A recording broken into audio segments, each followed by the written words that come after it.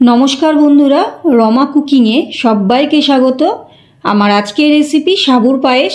গোবিন্দভোগ চালের পায়েস তো অনেক খেয়েছেন, একবার এইভাবে সাবুর পায়েস খেয়ে দেখুন, এর স্বাদ কিন্তু মুখে লেগে থাকবে। এছাড়াও আপনারা যে কোনো ব্রত বা উপবাসের দিনে সাবুর পায়েস বানিয়ে নিতে পারেন। এটা খুবই স্বাস্থ্যকর একটি রেসিপি। সাবুর পায়েস বানানো খুবই সহজ আর এটা খেতেও ভীষণ টেস্টি হয়।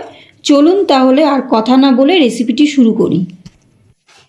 সাবুর পায়েস বানানোর জন্য এখানে আমি এক বাটি বড়দানা সাবু নিয়ে নিয়েছি আর এখানে 100 গ্রাম সাবু আছে।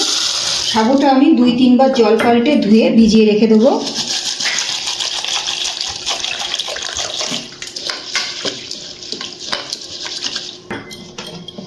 তিনবার জল পাল্টে সাবু ধুয়ে নিয়েছি।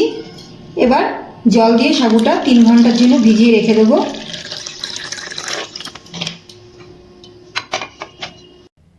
3 ঘন্টা পর জল থেকে তুলে আমি একটা স্ট্রেনারের মধ্যে সাবুগুলো নিয়ে জল ঝরিয়ে নিয়েছি। সাবুর পায়েস বানানোর জন্য এখানে আমি কড়াইয়ের মধ্যে দিয়ে দিচ্ছি 2 চামচ গাওয়া ঘি।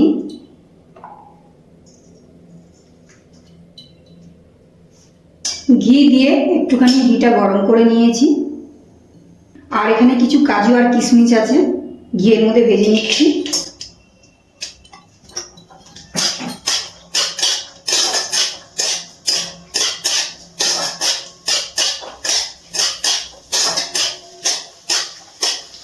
ঘিয়ের মধ্যে কাজু কিশমিশ ভাজা হয়ে গেছে, এবার ঘি থেকে তুলে নিচ্ছি।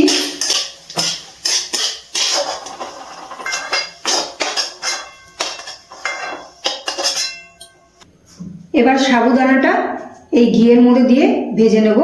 সাবুদানাটা কিন্তু আমি ভালো করে জলটা ঝরিয়ে নিয়েছি। এবার এই ঘিয়ের মধ্যে সাবুদানাটা দিয়ে দিচ্ছি।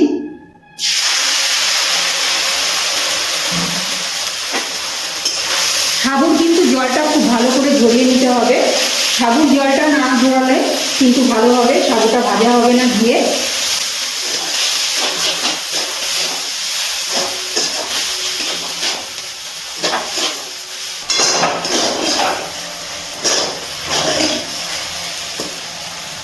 খুব ভালো করে সাবুদানাটা ভেজে নিয়েছি। এবার একটা পাত্রে তুলে নিচ্ছি।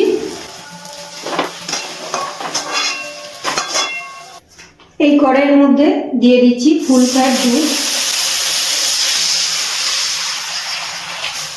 এখানে 500 গ্রাম ফুল ফ্যাট দুধ দিয়ে দিয়েছি। এবারে গ্যাসের ফ্লেমটা হাইতে রেখে দুধটা ভালো করে জাল দিয়ে নেব। গ্যাসের ফ্লেমটা হাইতে রেখে দুধ খুব ভালোভাবে জাল দিয়ে নিয়েছি। বেশিক্ষণ দুধ জাল দেবো না, তাহলে অনেকটাই শুকিয়ে যাবে। আমি যেহেতু দুধের মধ্যে জল ব্যবহার করিনি, তাই বেশি দুধ টানাবো না। এবার আমি এর মধ্যে দিয়ে দিচ্ছি আমুল দুধের গুঁড়ো।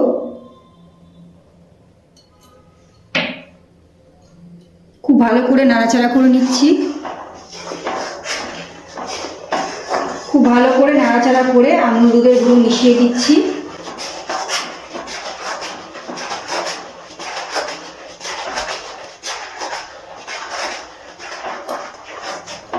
ভালো করে নাড়াচাড়া করে আমি আমুল দুধের গুঁড়োটা মিশিয়ে নিয়েছি দুধের সাথে।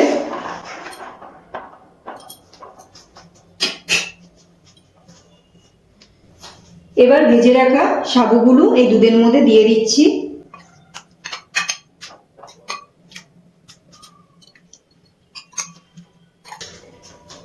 সাবুদানাটা দুধের মধ্যে দিয়ে দিয়েছি। এবার খুব ভালো করে নাড়াচাড়া করে মিশিয়ে নিচ্ছি।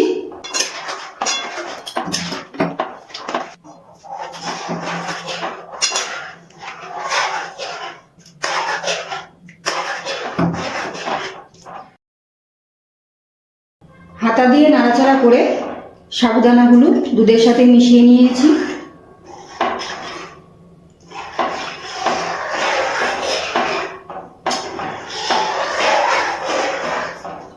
এবারে গ্যাসের ফ্লেমটা লো টু মিডিয়ামে রেখে একটুখানি সাবুদানাগুলো দুধের মধ্যে একটুখানি ফুটতে দেবো।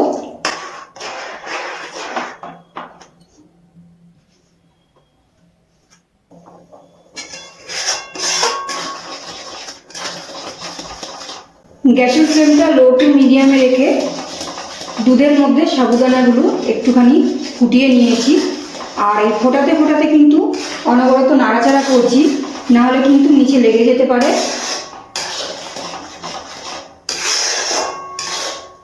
অনেকটাই গাঢ় হয়ে গেছে, দেখে বুঝতেই পারছেন।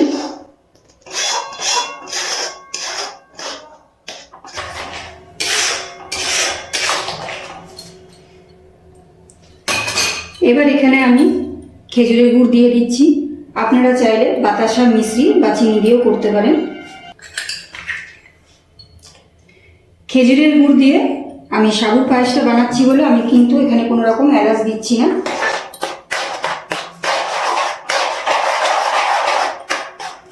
দুধের মধ্যে খেজুরের গুড় গলিয়ে নিচ্ছি।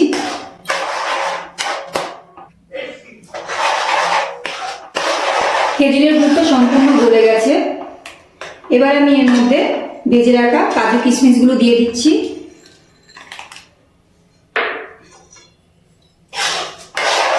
গ্যাসের ফ্লেমটা একদম লোতে করে রেখেছি।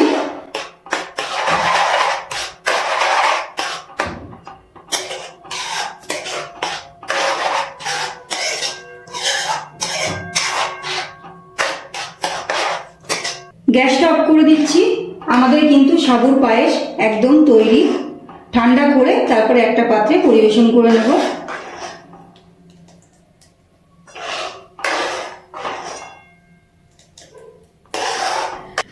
সুস্বাদু সাবুর পায়েস আমার এই রেসিপিটি ফলো করে একবার বানিয়ে দেখুন।